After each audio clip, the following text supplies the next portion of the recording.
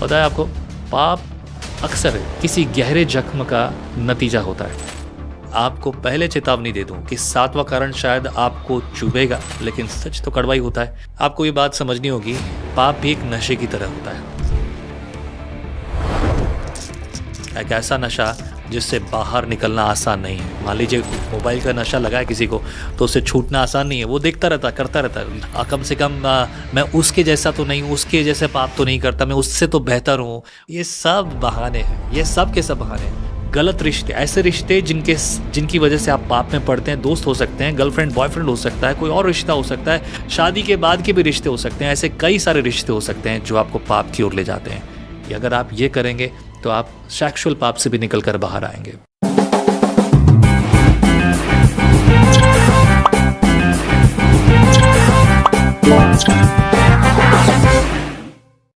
जय मसीह की, praise the Lord. स्वागत है आपका एक और बार विजनरी रेडियो टीवी के इस खास प्रोग्राम जिसका नाम है सवाल आपके, जवाब केवल और केवल पवित्र शास्त्र बाइबल के। बहुत से लोग अलग अलग तरह के सवाल पूछते हैं। कई लोगों के ऐसे सवाल हैं जो उनकी ज़िंदगी में बहुत बड़ा रोड़ा बना हुआ है। कई ऐसे सवाल भी हैं चर्च में नहीं पूछ पाते, पास्टर से बात नहीं कर पाते। किसी को मैंने ये सवाल पूछ लिया तो लोग मेरे बारे में क्या सोचेंगे, लोग मेरे लिए किस रीति से सोचेंगे, और ऐसी बातें उनके विश्वास को रोकती हैं, उनके अंदर एक समस्या को खड़ा कर देती हैं। लेकिन ये एक ऐसा मौका है मेरे प्रियो, आप कभी भी अपने प्रश्न पूछ सकते हैं। प्रभु सहायता करे। सब कुछ तो मैं नहीं जानता, पर जो जानता हूँ पवित्र शास्त्र बाइबल से आपको ज़रूर बताऊँगा। आज एक सवाल एक भाई ने पूछा है कि पाप की लत से कैसे मैं बचूं। पाप की लत इतनी बढ़ गई है कि उससे छूटना भारी है, उससे निकलना भारी है। सालों हो गए मसीह में जीते हुए, आराधना करते हुए, प्रार्थना करते हुए, लेकिन मेरे अंदर के पाप, मेरी बातें जो मेरे अंदर की हैं, वो मैं कभी उनसे छुटकारा प्राप्त नहीं कर पाया। तो पाप की लत नहीं छूटती, उसका मैं क्या करूं? आपको ये बात समझनी होगी, पाप भी एक नशे की तरह होता है। एक ऐसा नशा जिससे बाहर निकलना आसान नहीं है। मान लीजिए मोबाइल का नशा लगा है किसी को, तो उससे छूटना आसान नहीं है। वो देखता रहता, करता रहता, रील्स देखता रहता है। आज हम बात करेंगे ऐसे ही 7 कारणों के बारे में जिनकी वजह से ये चक्र हमारी ज़िंदगी में बार बार दोहराया जाता है। और मैं आपको पहले चेतावनी दे दूं कि 7वां कारण शायद आपको चुभेगा, लेकिन सच तो कड़वा ही होता है, सुनना पड़ेगा।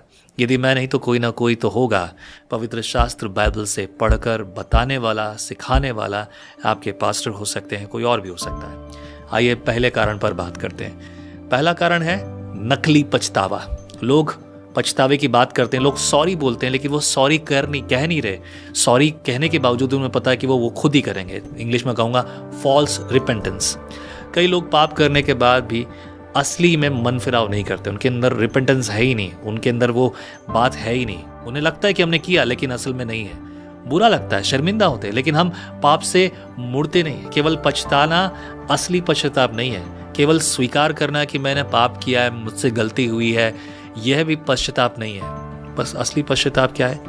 आप खुद से एक सवाल पूछ कर देखिए, क्या मैं सच में इस पाप से मुड़ना चाहता हूँ या सिर्फ मुझे बुरा लग रहा है? अगर आप ईमानदारी से जवाब देते हैं तो अगला कदम उठाइए। इस पाप को आज ही रोक दीजिए। दोबारा कभी यह पाप नहीं होगा, मैं इसके बारे में नहीं सोचूंगा, मैं नहीं करूंगा, मैं नहीं देखूंगा। तब आप इससे छुटकारा पाएंगे।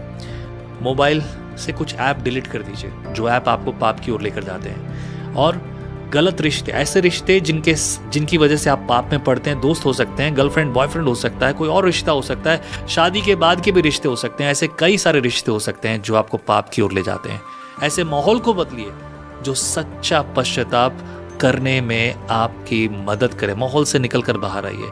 ये माहौल, ये जो है ना पाप, ये कोई इमोशंस नहीं है। सच्चा पश्चाताप एक्शन मांगता है, इमोशन नहीं। जो मैंने पश्चाताप किया है, अगर मैंने किसी चीज़ का इनकार किया है तो मैं उसे छोड़कर आगे बढ़ूंगा।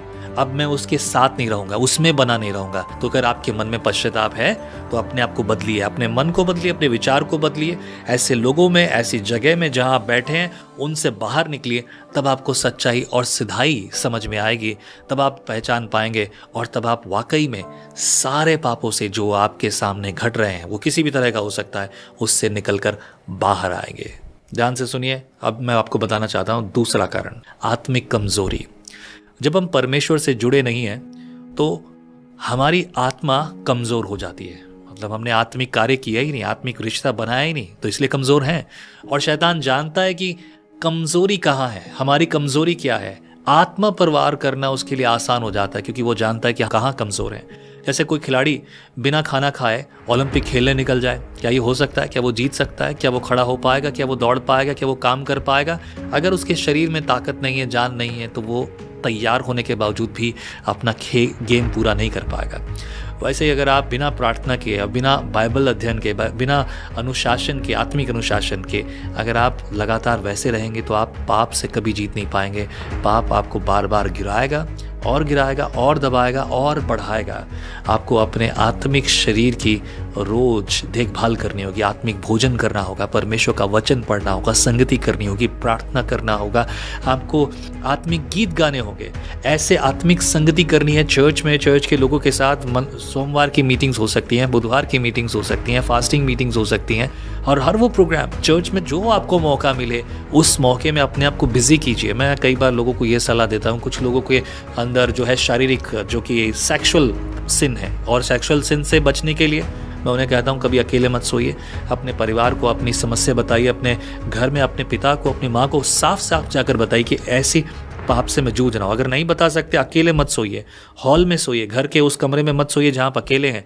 बाहर निकलिए, अपने आप को अलग जगह रखिए, अपने दोस्तों को बदलिए, अपनी संगति को बदलिए। हो सके तो ये मोबाइल बंद कर दीजिए, कोई ज़रूरत नहीं है आपको ये वीडियो भी देखने की। ऐसी सारी चीज़ों से आप अलग हो जाइए और अपने आप को बिजी कीजिए। जिम जाइए, कुछ ऐसा काम कीजिए जिससे आप मेहनत करके थक जाएं, तब आप उस सेक्सुअल पाप से निकलकर बाहर आएंगे। और प्रार्थना कीजिए, लगातार संगति कीजिए। एक कीपैड मोबाइल रखिए जिससे आप लोगों के साथ जुड़े रह सकें। That's all enough. You don't need to worry about such kind of WhatsApp, और ये ज़रूरी है। अगर आप ये करेंगे तो आप सेक्सुअल पाप से भी निकलकर बाहर आएंगे। और अब सवाल है तीसरा कारण, जवाबदेही, अकाउंटेबिलिटी। अकाउंटेबिलिटी होना बहुत ज़रूरी है। जो भी कोई हमारे आसपास है, हम सब के लिए जिम्मेदार हैं, उनके लिए हमें जवाब देना हमारी जिम्मेदारी बनती है। कई बार लोग कहते हैं कि हमारे पास कोई जवाबदेही का साथी नहीं, मतलब किसको जवाब दें, कोई साथी है ही नहीं। लेकिन क्या ये सच है? क्या हम अपने, जो कोई हमारे आसपास हो, क्या हम उनसे सच बोलते हैं? क्या हम उन्हें अपनी ज़िंदगी में झांक कर देखने देते हैं? उन्हें सच्चाई, सिधाई की बात करने देते हैं? हम पाप करने से चूकते नहीं हैं। पाप छुपाने से फलता फूलता रहता है। और जैसे अंगीठी में जलते कोयले एक दूसरे को गर्म करते हैं, जल और दूसरे को भी लाल करते हैं, वैसे ही पाप अगर छुपाओगे तो वो बढ़ता रहेगा। वैसे हमें भी जलते हुए विश्वासियों के साथ रहना चाहिए, ऐसे विश्वासी जिनमें पवित्र आत्मा की आग हो, जिनमें पवित्र आत्मा की प्रेरणा हो। तब हम कभी भी शरीर की लालसा पूरी नहीं करेंगे। अगर हम ठंडे हो गए तो सच्ची जवाबदेही हमारी पाप को नहीं परंतु हमें खुद को जलाएगी। तो शुरुआत आज करनी होगी।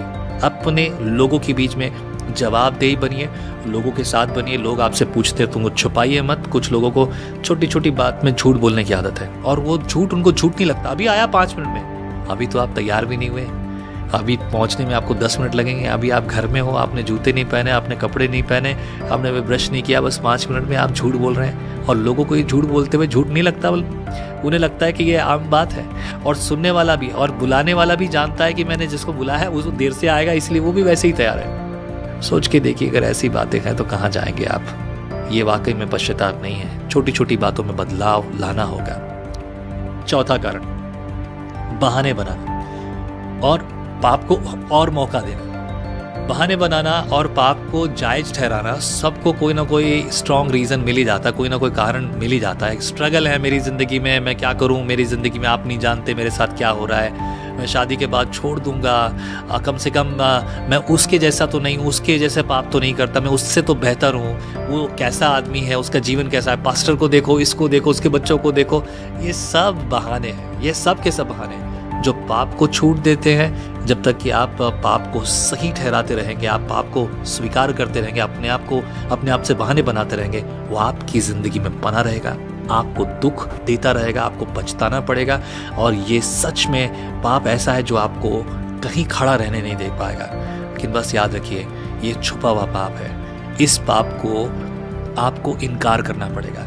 ये यकीन रखिए, ये कह दीजिए कि मैं आज के बाद झूठ नहीं बोलूंगा, मैं कोई बहाना नहीं बनाऊंगा।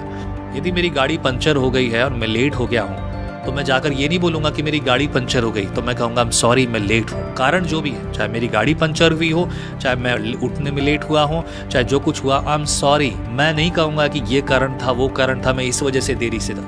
मैं लेट पहुँचा हूँ तो लेट पहुँचा हूँ। There is no excuse at all. कोई भी कारण हो, मेरी गलती है कि मैं मैंने नहीं किया, क्या मैं उसके लिए बहाने नहीं बनाऊंगा, चाहे वो बहाना सही हो, लेकिन ये बातें करना छोड़ दीजिए, तब आप इससे छूटेंगे। चौथे के बाद अब पांचवा कारण, परिणामों की कमी। अब कई बार परिणाम भी नहीं मिलते, तो लैक ऑफ कॉन्सिक्वेंसेस जब हमारे जीवन में आते हैं ना, तो ऐसी कई सारी बातें हमारे जीवन में होती है।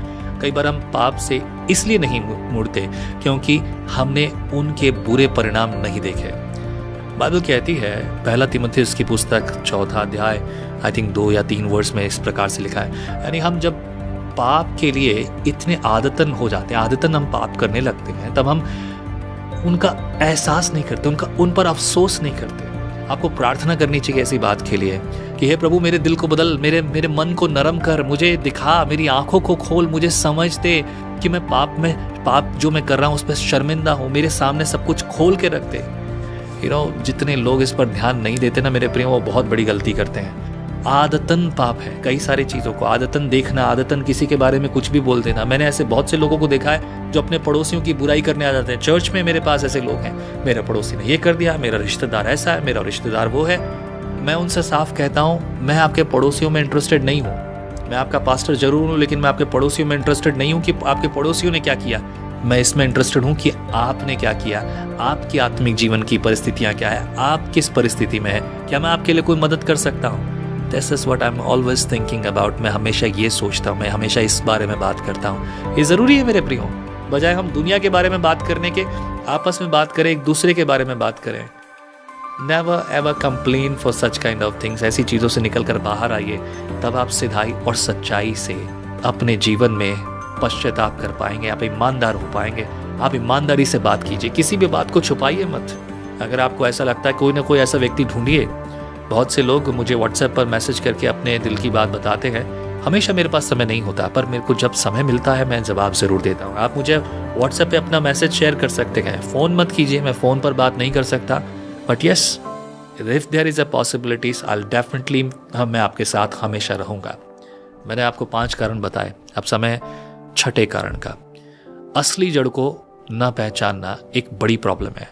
कारण क्या है? ज़्यादातर तो हम खुद हैं, ज़्यादातर हम शैतान पर दोष लगाते हैं, शैतान इसके लिए जिम्मेदार है। पता है आपको, पाप अक्सर किसी गहरे जख्म का नतीजा होता है। कोई ना कोई ऐसा कारण है जिसकी वजह से पाप हो रहा है। और क्या कारण है? शरीर की अभिलाषाएं। किस तरह की? शायद आप सोचते हो कि आपकी समस्या वासना है, शारीरिक वासना, धन की वासना या किसी प्रकार नाम की वासना, लेकिन असल में वो आपका अकेलापन है, अस्वीकृति है। ऐसा कि यार मेरे को कोई नहीं देखता, कोई नहीं समझता, मैं किसी लायक नहीं हूँ। शायद आपको गुस्सा आता हो, लेकिन अंदर कहीं माफ़ ना कर पाने का दर्द कि मुझे किसी ने माफ़ नहीं किया, मुझे मेरे बारे में क्या कहेगा, कोई मेरे बारे में क्या सोचता है, वो मेरे बारे में क्या कहेंगे, उसने मेरे बारे में ऐसा कैसे कह दिया। जब तक आप पाप की जड़ को नहीं पहचानेंगे, वो बार बार वापस आएगा और आपको परेशान करेगा। खुद से पूछिए, क्या मेरे पाप के पीछे मेरी कोई अधूरी कहानी है, कोई ऐसा कारण है, कोई ऐसी वजह है? वजह जो भी हो, यदि मेरे सामने बात होती तो मैं परमेश्वर के हाथों में सौंप देता हूँ। 7वां कारण, परमेश्वर का भय नहीं होना। अरे कोई परवाह ही नहीं है, परमेश्वर देख रहा है नहीं देख रहा है, परमेश्वर क्या कर रहा है। शायद ये बात आपको चुभेगी, लेकिन हम पाप से नहीं मुड़ते क्योंकि हमने परमेश्वर का भय खो दिया है।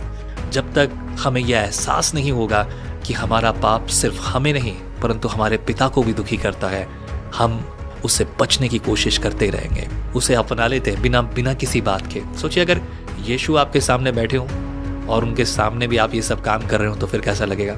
आपके मोबाइल में, दुनिया भर की दूसरी चीज़ों में। सोचिए तो सही, परमेश्वर का डर नहीं है, इसीलिए पाप में आगे बढ़े।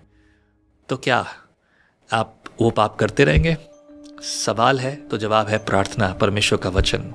हे परमेश्वर, मुझे तुझसे डरने की समझ दे। क्या है परमेश्वर से डर? मतलब ओ परमेश्वर नहीं, परंतु ये कि परमेश्वर मेरा जो मुझसे प्यार करता, जो मेरे लिए वो मुझे देख रहा है, वो मुझे किस नज़र से देख रहा है, वो मेरे बारे में क्या सोचेगा। जो डर परमेश्वर का है ना मेरे प्रियो, ये भय जो परमेश्वर का है आप में, ये भय आपको सही रास्ता दिखाएगा, सही स्थान दिखाएगा, ताकि आप बुराई से, इन सारी चीज़ों से निकलकर बाहर आए और सिधाई के मार्ग को पहचाने।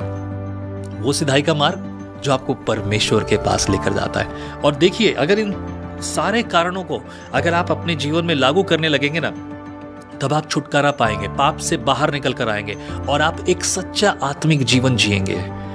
परमेश्वर का वचन कहता है, पवित्र बनो क्योंकि मैं पवित्र हूं। और पवित्रता के लिए ये पवित्र शास्त्र की ज़रूरत है मेरे प्रियो। ये पवित्र शास्त्र पढ़िए और पवित्र शास्त्र आपको सिधाई और सच्चाई की ओर ले जाएगा।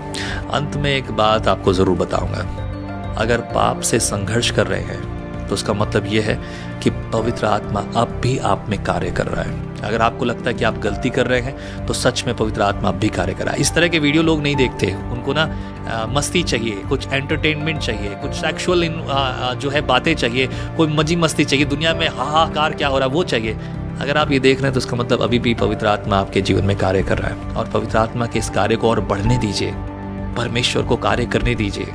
पवित्र आत्मा आपको और प्रेरित करे, उत्साहित करे, इसे करने दीजिए, तब आप जाकर वो सब प्राप्त करेंगे जो परमेश्वर आपको देना चाहता है। तो कार्य करने दीजिए अपने आप अपने जीवन में, फिर परमेश्वर के कार्य को और परमेश्वर की सामर्थ्य को आप देखेंगे और सारे पापों से आप छुटकारा पाएंगे।